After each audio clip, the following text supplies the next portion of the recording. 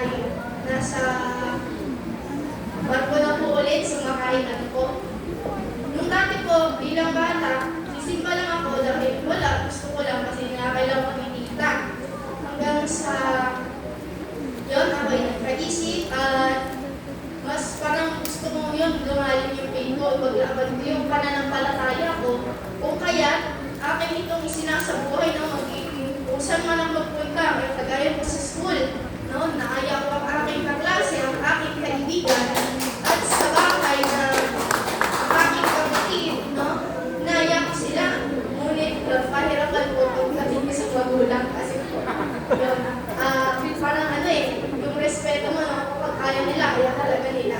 Pero, kahit na kung ganoon, minsan ko na papasimpa rin si mama lalo po pag simba umaga, pag ganyan, sabi ko, ma, simba ka, ganyan. Tapos, nung sinabi ko po sa kanya na, ma, mag-preach ako bukas, sabi niya, sabi ko, kinakabahan ako, na-excited, yung halo-halong emosyon, sabi niya po, huwag kang kabahan, sabi niya.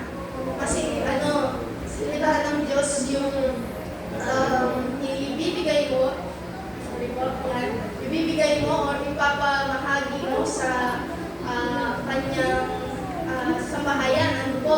Huwag daw akong kabahan, kung ano man, yan po. No? At ano nga ba yung collection niya sa sumunod natin binasa? No? Ano nga ba ang kaugnayan niya? Yung unang aralin natin sa pangalawa. Ang pangalawa po ay patungkol naman po sa bingi at pipi, no?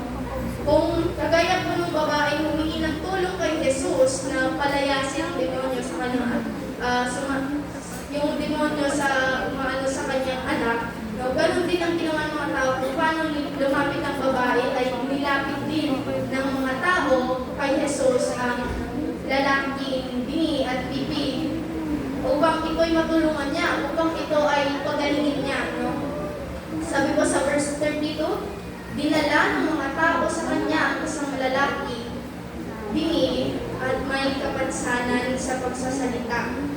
At nakiusap sila sa kanya na ipatong niya rito ang kanyang kamay. No?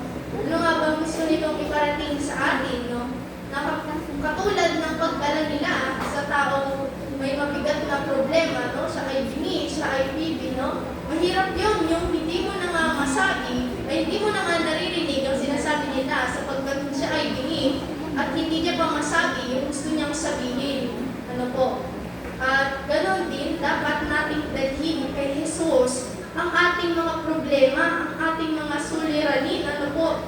Dahil gaano man yan kalaki o karami o kabigat ang mga problema natin, no? Ilapit natin sa Kanya sapagkat kay Jesus, siya lang ang, yung kumbaga, doktor, ano ba yun, taga-pagbiligtas, parang ganun po, no? Siya ang makakapagbigay sa'yo ng strength, ng lakas, ano po.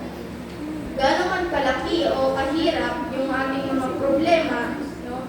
Ang Diyos lang ang makakatulong sa atin, no? Pagamat matutulungan tayo ng ibang tao kapag tayo ay lumalapit sa kanila, ngunit limitado lamang ang kanilang naibibigay. Ngunit ang Diyos po, kapag tayo ay humingi at humingi sa pangalan niya, ay pagkakaloob niya to, no? Sabi nga po sa amin ng MST3, ano po, ayan, sabi niya po, ang Panginoon daw po kapag tayo ay nanalangin o humiling sa Kanya, meron lang siyang tatlong kasagutan. Ano po ba yun? Ayan. Tatlong kasagutan. Una po ay oo, ibibigay niya sa'yo kung ikaw nga ba ay karapat-dapat. Pangalawa po ay maghintay, no? Just wait yung time mo, tsaka yung araw kung kailan yun, kung karapat-dapat ka na ba dahil siguro hindi pa gano'n ka yung pin mo sa Kanya. At yung pangatlo po, yung hindi talaga. Dahil alam ng Diyos kung yun ay makakabuti sa'yo o hindi. Ayun po. No? Bigay natin sa Kanya, ilapit natin sa Kanya, sapagkat siya lang makakatulong sa atin. No? Ngunit, bakit nga ba dinala ng mga tao ang lalaking pingi at pipi kay Jesus? No? Sa ko dito ay lumapit kayo sa akin, kayong lahat na nahihirapan at lubhang nabibigatan sa inyong pasanin. At kayo'y bibigyan ko ng kapahingahan, no? Kay Jesus may kapahingahan, no? Sabihin kapag nilapit natin sa Kanya, ang ating mga suliranin at problema, no? Tayo ay makakatagpo ng kapahingahan, no? Dahil napangako sa atin ng Panginoon, no, ang lahat ng lalapit sa Kanya, sa Kanyang pangalan, no, ay kapahingahan, ano po, kapanatagan at kapayapaan. Yun yung maaari nating makamtan, no? Kaya kapag tayo po ay lubhang nabibigatan na sa ating mga problema or may karamdaman, sakit man yan, no, ilapit natin sa Kanya. Dahil sa Diyos, no, tayo ay Kanyang matutulungan, no? Pag matutulungan na tayo ng gamot, yan, kagaya po kanina, ginom ako ng gamot, pero ganun pa rin po, sakit pa rin, no? Di agad-agad gagaling. Ngunit sa Diyos, kapag 1 week lang yan sa Diyos, kapag ikaw talaga ay deserving, kapag ikaw talaga ay karapat-dapat, no? Ipagkakaloob niya yan agad kahit na hindi mo na hilingin, ibibigay niya po yan agad, pero po. At sa Diyos po, no? Pagtapos po ng pangyayaring iyon, nang nailapit nila, no? Sabi doon, inilayo muna ni Jesus sa karamihan ang lalaki at isinuot ang kanyang mga daliri sa mga tenga nito. Pagkatapos, yan, dumura si Jesus at pipinahin dito sa gilan ng pipi at tumingala si Jesus sa langit, nagpuntong hininga at sinabi sa lalaki, bata na ang ibig sabihin mabuksan. Noon din nakarinig ang lalaki at nakapagsalita na ng maayos. Ano po? Noon, dahil kay Jesus, no? Kay Jesus ay may kagalingan. Nung bumalik ang lalaking dini at pipi dahil lang sa kanyang ginawa. Ano po? At kung ating mong iisipin, no? Yung kanyang pagpapagaling, no? Yung kanyang laway, inano sa pipi, ano, sa bunga pipi para makapagsalita, no? Tapos yung tenga niya, ginanyan lang, parang nilinis lang yung kanyang tenga, no? Para makarinig, ano? Bagaman, ano man yung maging pamamaraan ni Jesus, no? Siya lang ang makakatulong sa atin, no? Mahalaga ay napagaling niya ang taong may sakit, na bigay niya yung ginhawa na maranasan ng lalaki yun, no? Sa kanyang mabigat ng problema, pagiging pipi at bingi ay, no, naginhawaan siya, binigay ni Jesus ang kanyang parang magtakot siya dahil doon, dahil din sa kanyang paniniwala kay Jesus, no?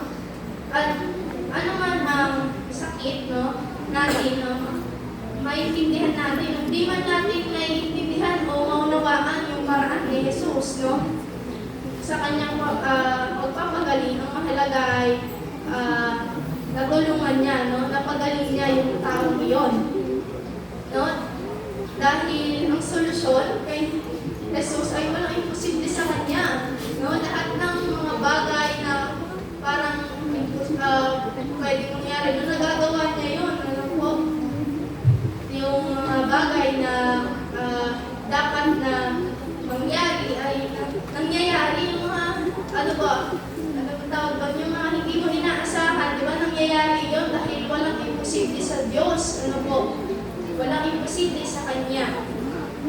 No? Mga kapatid, yung kwento kong ating binasa ay nagpapahayag po ito ng matinding mensahe sa atin, no? Malalim na mensahe ng pananampalataya at pag-asa.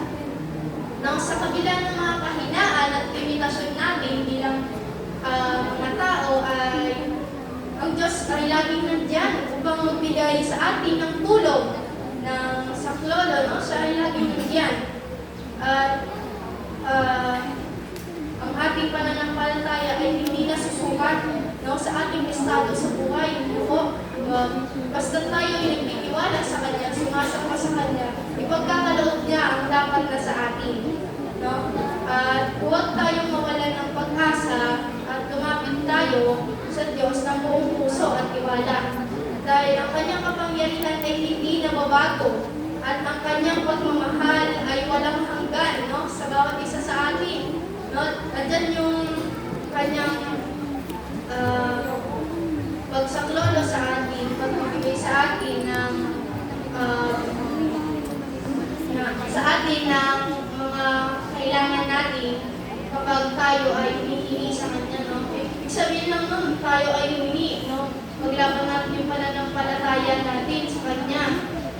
Sabi ko sa 1 Timothy 6, verse 12, ipaglaban mo ng mabuti ang pananampalataya, paghawakan mo ang buhay na walang hanggan, dahil diyan ka tinawag ng Diyos nang ipahayag mo sa harap ng maraming saksi ang iyong pananalig kay Kristo. No? Pag ipinaglaban natin yung pananampalataya natin, no? Panghawakan na natin yung buhay na walang hanggan kasama ang ating Diyos. No po? Dahil dito tayo tinawag, no? Tayo ay tinawag para ipahayag sa maraming saksi sa ating mga kapatid ang ating pananampalataya sa Kanya. At tayo ay patuloy na lumapit, tumawag, no po, sa ating Panginoon upang nang sa ganun ay makamit natin o maibigay sa atin yung dapat na makamtan natin. No? Muli po, Happy Children's Sunday sa ating mga batang kasama ngayon. Ano po, lamang po